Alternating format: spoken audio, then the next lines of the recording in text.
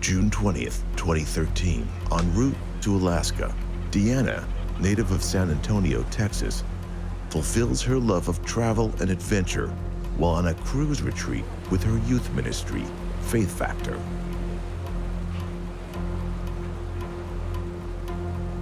It's all fun and games with a Christian message. And what young person could turn down a church-subsidized 18-day cruise? But after midnight, the fun and games turn deadly serious. And in the morning, everybody is asking the same question. Where is Deanna? There's a lot Deanna doesn't know about her new friends from church. Sadly, her journey is about to become a one-way trip.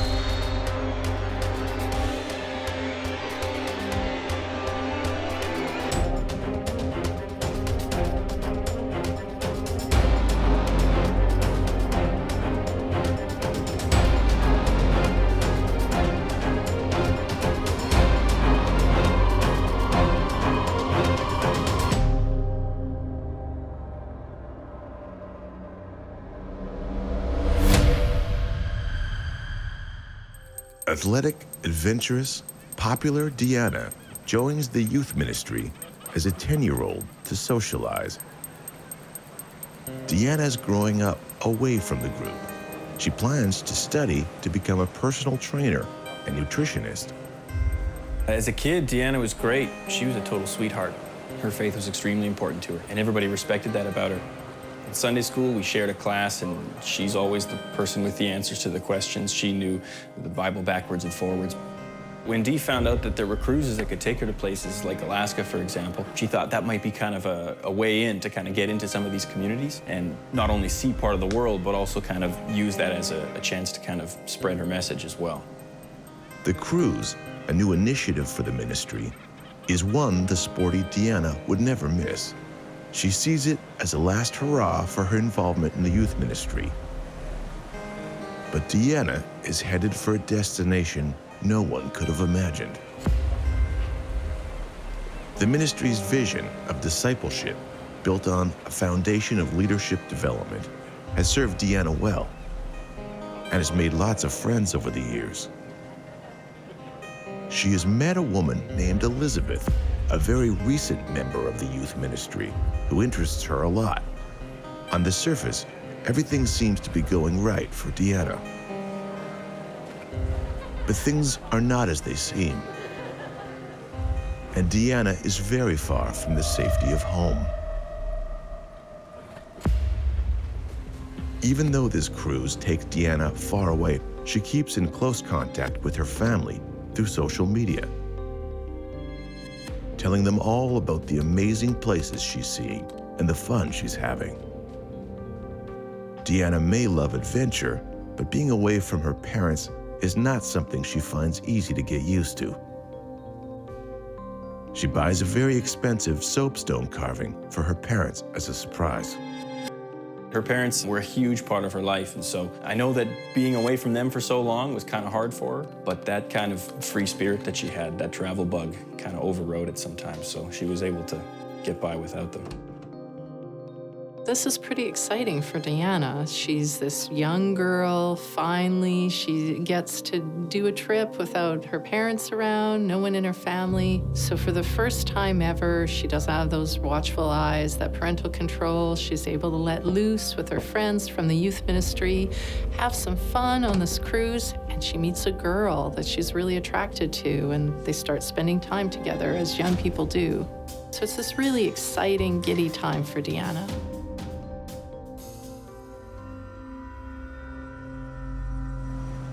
A youth group is considered to be, in many aspects, very well-behaved, very gentle type of people.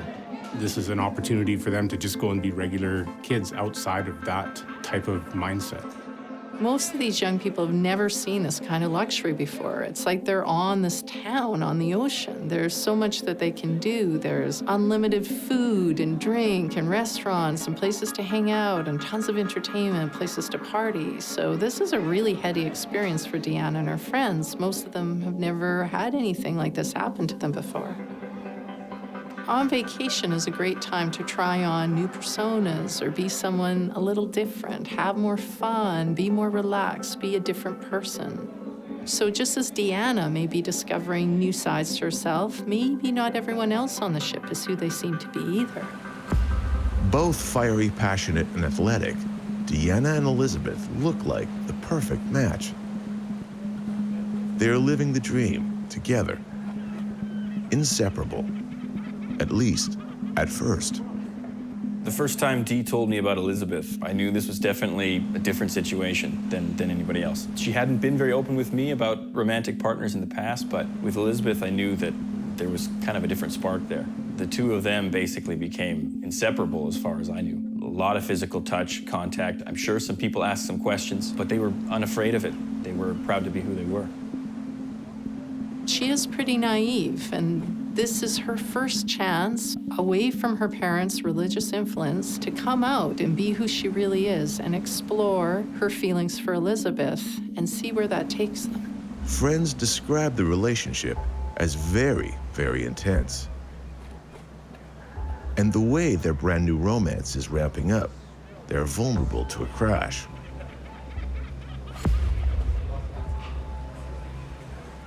And that crash is named Zachary. The ship makes a stop at a port of call, and Zachary comes aboard. He's the newest member of the ministry and an old friend of Elizabeth's. Elizabeth and Zachary share a lot of history, and some say they even share a bed. Deanna is devastated to see her first love is shaping into a triangle. The close quarters of cruise ship has a way of intensifying how people feel about each other. Those dynamics can get very, very serious very quickly, more so than they would in real life when people have school and work and other responsibilities. Right now, Elizabeth and Deanna are just together all the time, so the relationship is moving at warp speed. Deanna goes from ecstatically happy to completely miserable fast. So you can understand when sometimes a wrench gets thrown into the situation or things don't start to always turn out the way you expect. There's some friction. People can start to feel jealous or concerned. If you haven't had something like this before, it's very frightening to feel that it might be taken away. Deanna causes ripples when she takes some distance from her stormy relationship, avoids the youth ministry tour, and goes onshore alone.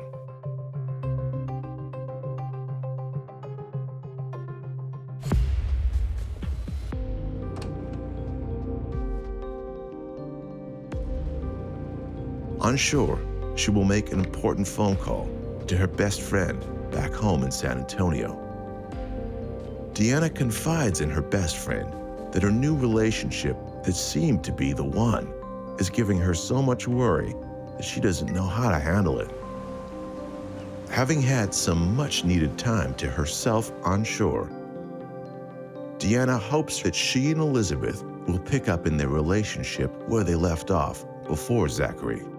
You know the feeling when you meet kind of a special person and it's entirely different than what you've experienced before, and they take up every thought in your brain and you can't think about anything else, and it causes the rest of your life to start to suffer because your entire focus is on this one person. Deanna is welcomed back into Elizabeth's open arms and is never seen by her family again.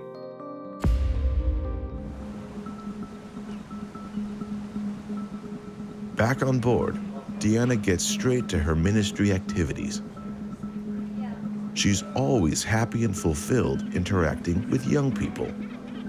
I always knew Deanna would probably end up working with kids in some capacity because she seemed to always be playing with the younger ones and including everybody, and I thought she was just really good at that kind of thing. Later that night, she messages her family. They aren't responsive, so Deanna assures them she'll call to check in the next day. And then she goes out to find her friends and socialize. She begins the evening meeting for beers and conversation with her close friends Leanne and Paul. It is relaxed, and Deanna is her fun-loving self. There's an informal plan to meet up later. On one of our calls, Dee had to end the call early, and she mentioned she was going to this place called Deck 7. I asked her what she meant by that, and she was kind of cagey about the information, but it was some sort of a private area for some of these ministry folks. I don't know if it was maybe cordoned off from the rest of the crew. From the little she told me, it sounded kind of interesting. The cruise ship is huge, and for young people, there are numerous parties to be found and lots of social life to choose from, if they can avoid their chaperones. With the older youth on the ship, including Deanna, partying, blowing off steam, that's expected. So the friends all plan to meet up at this bar, but unfortunately, they just don't manage to connect. Deanna is captured by CCTV footage at 5:45 in the morning of June 21st on a deck phone, talking to someone, disheveled and crying. Typically, people don't just cry for absolutely no reason. Something has happened to cause her to have this emotional reaction. She may be upset at news she's received. Maybe somebody said something to her that upset her. We don't know, but we know that that is sort of a defining moment in the sense that we know something has happened to trigger that response. We talk about timelines and looking back where people have come from and what's happened prior to an event and then what happens immediately after that event as being important to determine what actually occurred.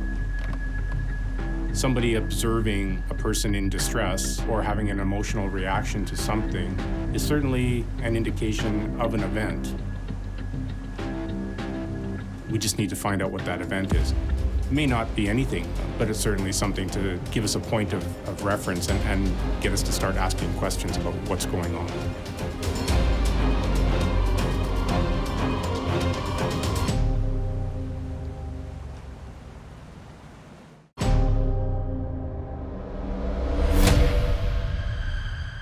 Deanna is on a youth ministry cruise retreat, and she's having the time of her life. She loves the lifestyle and the adventure of travel.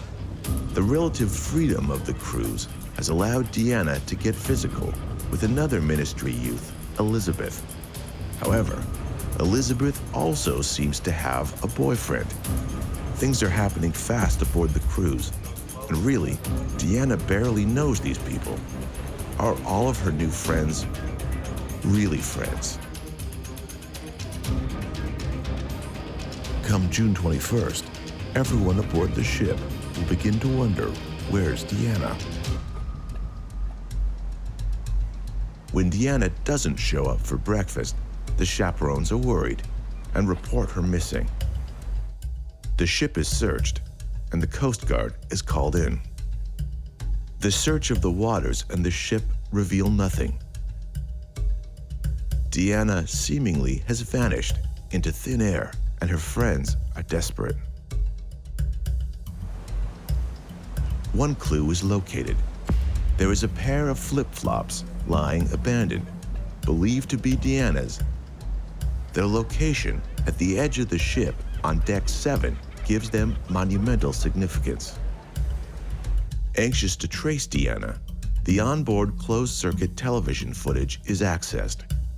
No images can be found of Deanna except her tearful phone call, which includes the appearance of a young male youth ministry member. The young man could be of interest to the investigation. Ship staff has no choice but to inform Deanna's parents of her disappearance. Deanna's parents, Wayne and Rosemary, are contacted by the cruise line at 10:45 p.m. They are told of their daughter's disappearance and that the cruise line is conducting their own investigation, and they will fly them out to meet the ship right away. The very next day, after the disappearance, the cruise line holds a small ceremony for the distressed youth.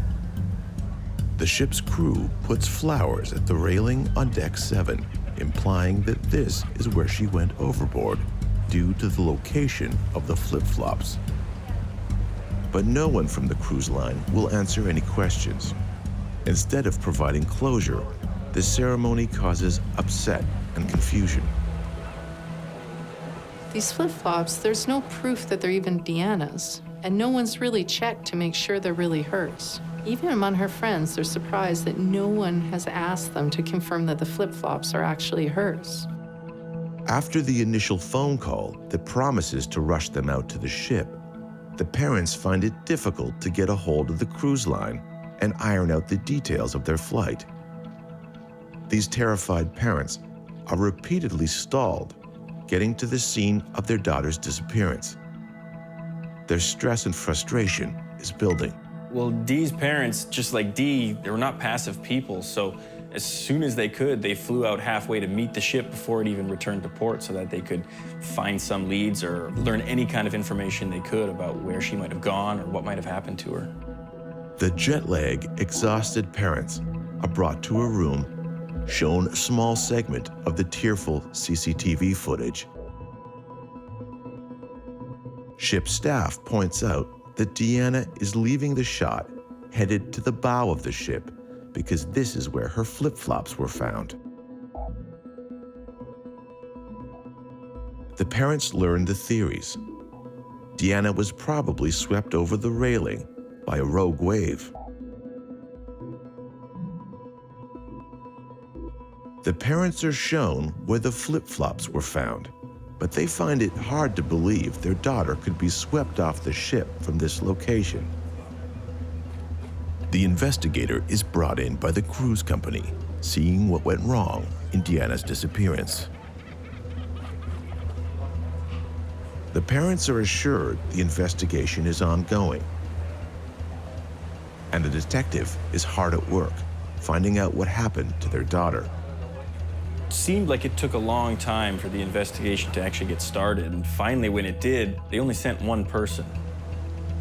How can one investigator find out anything? Don't you need a whole team of forensic analysts or something for this? Can't imagine one person was nearly enough. Her parents were super upset, and I couldn't believe it either. Are we trying to find this woman or not? She's missing.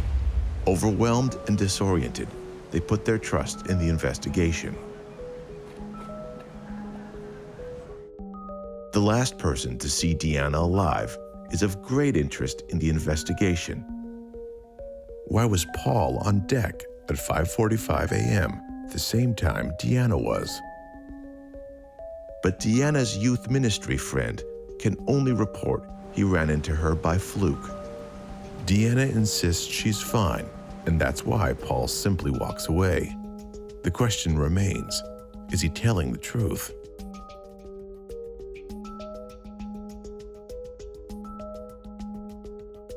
Meanwhile, Deanna's other friend, Leanne, explains how earlier they were all hanging out in her cabin.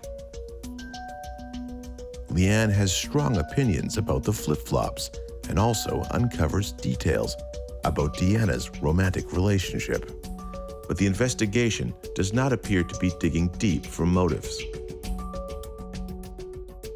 Elizabeth, who's known as a bit of a party girl, says she was with Deanna the night and early morning of her disappearance. Elizabeth says that she, Deanna, and Zachary had a few beers and listened to music together in a cabin until 2 a.m. We're talking about young adults who may or may not have the capacity to deal with this relationship issue. Almost as soon as the three are alone together, the situation gets steamy.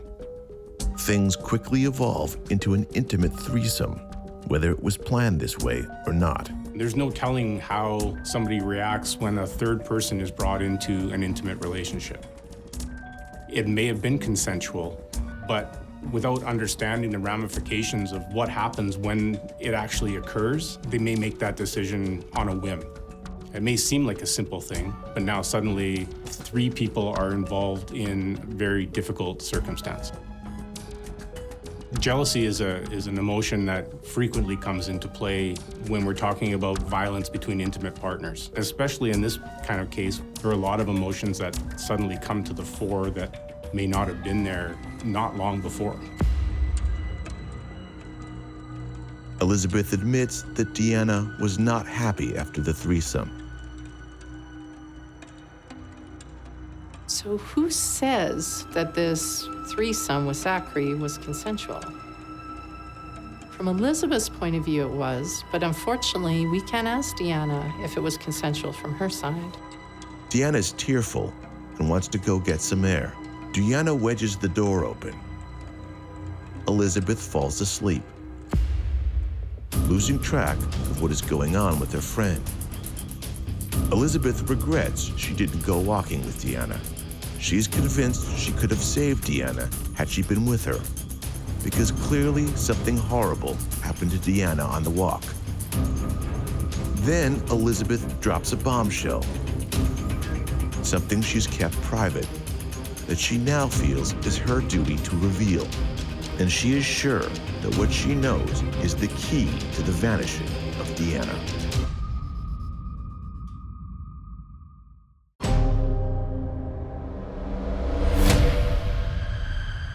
Deanna, on a youth ministry retreat cruise, has fallen in love.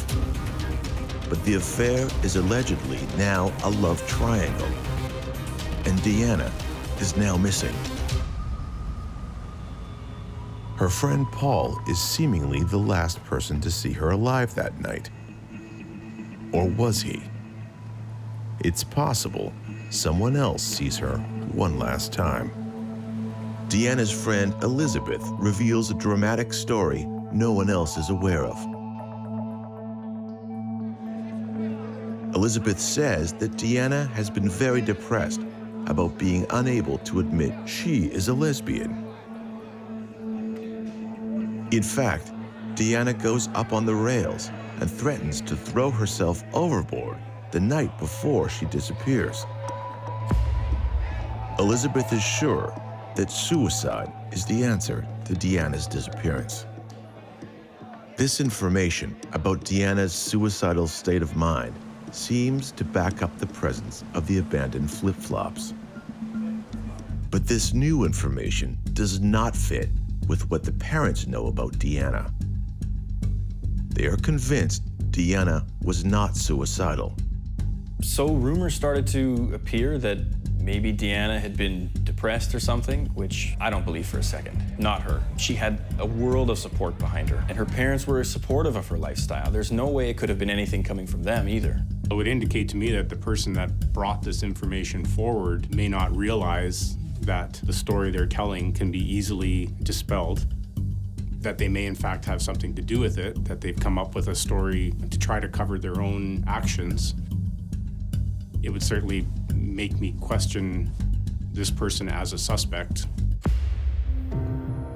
The parents want to talk to the person who Deanna called that night from the deck phone.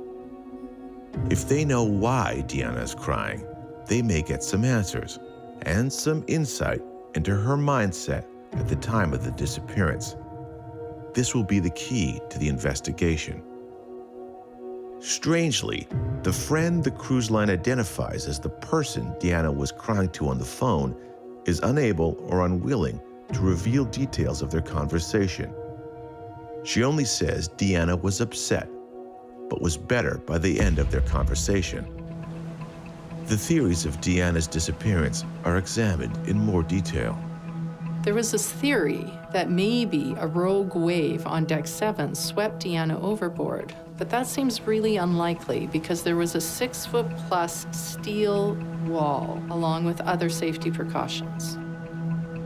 If somebody was to come up with a theory that included a rogue wave washing over the ship as a cause of her disappearance, I think it would be very quickly debunked. The idea that a rogue wave came up out of nowhere without the knowledge of the crew, especially the captain, is highly unlikely. The idea that a person could be washed away but their flip-flops left behind is another thing that would quickly dispel any notion that that theory is accurate. Cruise ships are highly technological. in terms of the security systems they have, the weather information systems they have, the navigation systems they employ. They're incredibly precise instruments on these ships that help guide them and predict the weather, and there's no way a rogue wave could come along without the knowledge of the crew. So it doesn't seem likely that Deanna could have been swept overboard even if this rogue wave existed. Is it possible that maybe this phone call happened on another deck? It is possible that Deanna was there. She loved Deck 7. She could have gone there in a crisis for comfort. The running track she liked to use was there. And, of course, that's where the flip-flops were found. So it is possible. If Deanna really was in such a depressed state that she was suicidal, as Elizabeth claims, she could have decided to end it right there and jumped overboard. The only problem is all of the closed-circuit television cameras are in that area. There's tons of them, and none of them have any footage showing Deanna. Deanna's parents feel the disappearance theories are lacking, but there's no definitive proof of anything. No conclusions have been drawn yet.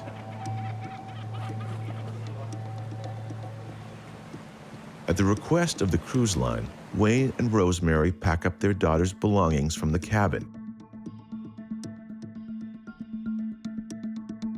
Some of her things include the soapstone carving and a scribbled message on paper to phone her mother. All evidence points to a young woman with everything to live for. Her parents also find the flip-flops that apparently belong to Deanna, but written on the side of the flip-flop is someone else's room number. First thing I would question is who put them there and why did they put them there? If they didn't belong to the victim or the missing person, how did they get there? And are they being used to try to throw an investigator off? So that to me, they would be planted. The parents make it clear that the flip-flops are not Deanna's. They're told that further CCTV camera images need enhancing and are being sent to the FBI. Analysis is imperative because Deanna's disheveled appearance is due to the fact that she appears to be wearing oversized men's clothes that no one has seen her wear before. The parents are assured that the detective will contact them with more information as it becomes available. The heartbroken parents return to Texas. With the FBI analyzing the footage of Deanna, a breakthrough seems imminent.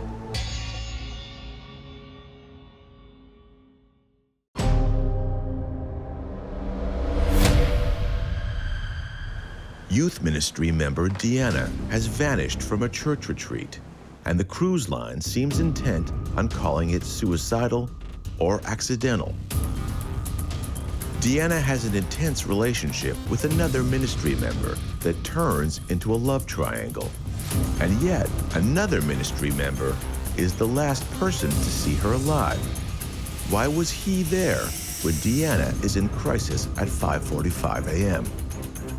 And why is Deanna last seen wearing what looks to be oversized men's clothes? The cruise line's investigation promises to answer these questions soon.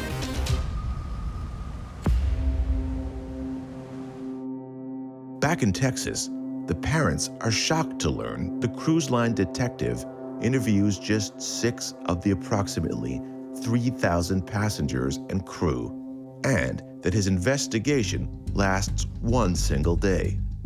And despite promises, the detective will not return their calls. These parents are living a nightmare. So I remember hearing from my parents that Dee's parents themselves had kind of taken over the investigation, started leading it themselves. I guess they were unhappy with the way that the cruise line was handling things. Maybe they thought there was information being hidden from them. They really took over and took charge. Deanna's father got pretty upset with the cruise line and fed up with trying to deal with kind of their rope around. So he went out and hired his own private investigator to see if they could find anything out about Deanna.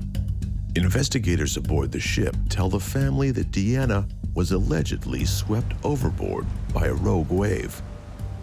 This theory does not sit well with her family, and they hire Matthew, a private investigator, to look into her disappearance and the feasibility of such an unusual event. A number of factors would come into play. The fall from the ship, it's great height, several stories high, so the impact with the water can leave a person incapacitated or dead, upon impact.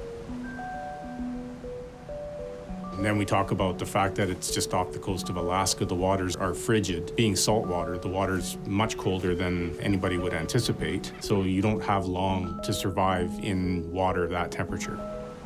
The result of falling from a ship is severe. I would expect if a rogue wave hit the ship, more than just one person would have been washed away, first of all. Secondly, people would have suffered other injuries on the ship from being pushed around as a result of the wave. It's highly unlikely that only one person could be affected by this rogue wave. Even though the investigator is given access to the security footage, no audio was recorded to hear what Deanna is saying on the phone call. The concept of privacy certainly comes into play. People would expect some level of intrusion into their privacy for safety reasons. Surveillance cameras situated around the ship, everybody's aware that they're there. But to listen in on people's private conversations, that's something that contravenes many laws. Can't be done without their knowledge. I wouldn't expect that there'd be any microphones anywhere on the ship to record conversations. There's different rules at sea. The normal rules of investigation don't apply on cruise ships as they would on land. But Matthew isn't deterred by this. He's digging a bit deeper. He wants to find a motive. Matthew is now confident that Deanna wasn't washed overboard by a rogue wave. Matthew looks for anyone to corroborate Elizabeth's story about Deanna threatening to throw herself off the ship, or a shred of proof Deanna wanted to end her life. He can't find anything. You would think out of anyone on this cruise ship, the person that would most want to find out what happened to Deanna would be Elizabeth. They were in love. They had this new relationship. So what would motivate Elizabeth to lie about what happened that night? What's going on with this consensual threesome? Is there something that she's trying to hide? Is she trying to take the suspicion off herself and Zachary and divert it somewhere else? There's something going on with Elizabeth. Her story seems to raise more questions than answers. And speaking of questions, what about that oversized men's clothing that Deanna was wearing when she made that final phone call? There's got to be a clue there. Why is no one questioning that? Why is no one looking further into that? A new revelation comes in from an unexpected place. When Deanna went ashore by herself and made a call from Alaska, she confided something very disturbing to her best friend, and her friend now feels the information should be known. Deanna's best friend in San Antonio reveals Deanna confided that she was terrified of returning to the cruise ship because Deanna feared she was about to be sexually assaulted. In Deanna's personal effects, her parents find her favorite shorts ripped to tatters. There's a lot of questions swirling around this threesome. What really happened that night? Was it truly consensual, as Elizabeth said, or was Deanna forced into this? And if she was, what happened to her? Was there a violent confrontation? Was she assaulted? Combined with this new information, they are certain they have compelling proof that Deanna has been sexually assaulted on board the cruise ship. But who did it? Who on board was Deanna afraid of? Did someone want to get rid of her afterwards and make sure she couldn't report them? There's a lot of questions still. All the information is adding up. Private investigator Matthew is fully convinced that a sexual assault took place. Finding the previous investigation totally and utterly unsatisfactory, Matthew questions Paul, as he was the last person to see Deanna on the phone that night. Perhaps he overheard pieces of her conversation that can uncover more clues. With a real investigation underway, Matthew learns there was much more going on behind Deanna's disappearance than was previously revealed. The parents have been waiting for months to get information from the cruise line. As they continue waiting to access the official ship reports, Matthew sees no reason to wait. He does his own analysis of Deanna's bizarre clothing in the security camera footage with shocking results.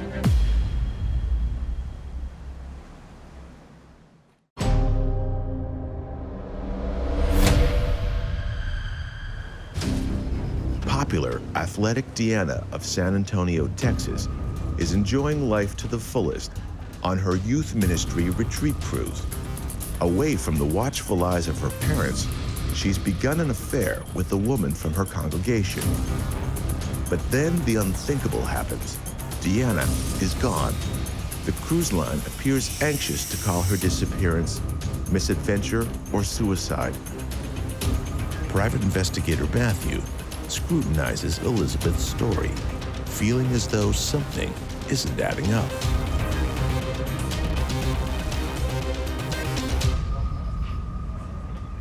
Once Matthew starts digging, this case is far but dead in the water. The suspicions start to point towards Deanna's lover, Elizabeth, and Elizabeth's old friend, Zachary, who had recently joined the youth ministry.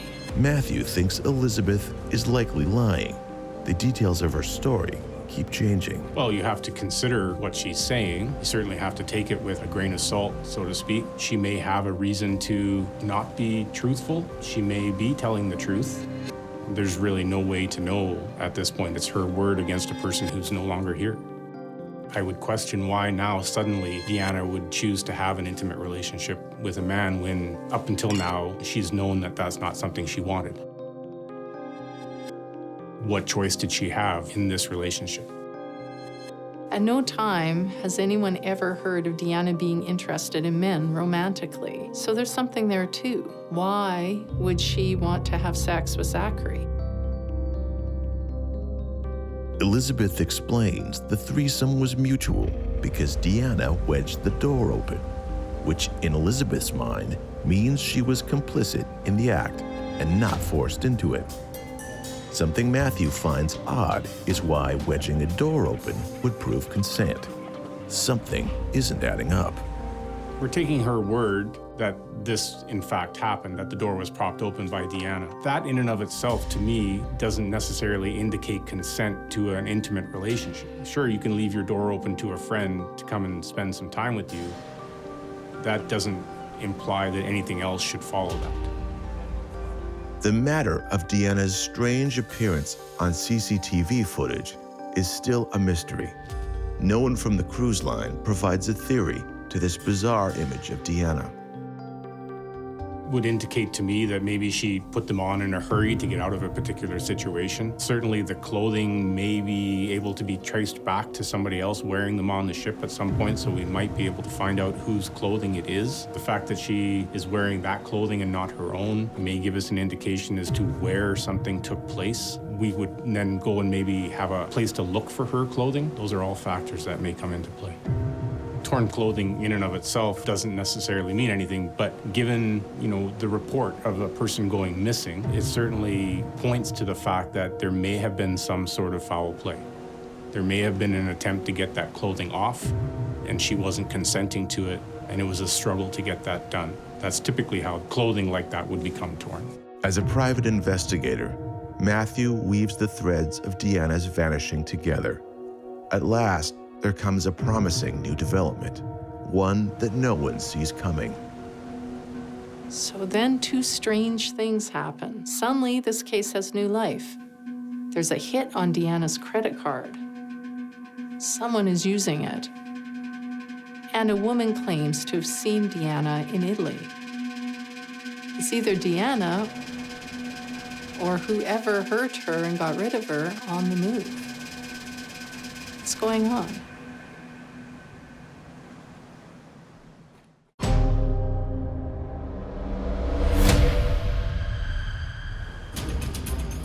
The last known image of Deanna from San Antonio, Texas, holds clues as to what happened to her on the night of her vanishing. A few weeks after Deanna vanishes, a strange event takes place. A possible sighting of Deanna occurs, and her credit card is used. It's a one-time use. The ability to track beyond that is gone. It could have gone missing any time prior to the event. We really don't know. These were definitely fresh leads, fresh new blood in this case, but they fizzled into nothing. Unfortunately, the hope that the family will ever find their daughter alive or discover what happened to her is not looking very likely. Those hopes have been dashed. The mystery of what happened to Deanna is still wide open. Matthew continues to try and gain access to official reports, but he gets nowhere. The U.S. authorities do not have jurisdiction over the case and have no legal access to the evidence related to the investigation. Well, the very fact that we don't have any remains, we don't have the actual person who's gone missing, we don't have the body. We have two people who have told us a story which is plausible. There's no evidence to show what they're saying is incorrect or is a lie or a fabrication, and there's really no further information at this point, other than the last two people who claim to have been around her. We have a circumstantial evidence to show that she was upset and then she was gone. We have her girlfriend and her girlfriend's friend on the ship who may have had contact with her, but beyond that, we don't know anything more. No business wants a murder on the books, especially an unsolved one. However, for now, it seems that someone has gotten away with murder. They're difficult to get out of your mind. You always wonder whether you could have done something more, whether you could have asked a different question that may have led to a better answer to provide you more clarity with respect to what happened. But having a disappearance of a person unsolved is very difficult for an investigator. We want closure as much as the family does. We want to know what happened. Private investigator Matthew has tried every door repeatedly. He has fought for justice for Deanna and her family, but sometimes the door remains locked. Elizabeth and Zachary never returned to the youth ministry. That would be an act of faith they just weren't up for. As for Deanna's friend Paul, who saw her on the phone, he is released from any suspicions. The same goes for Leanne, who remains in the ministry.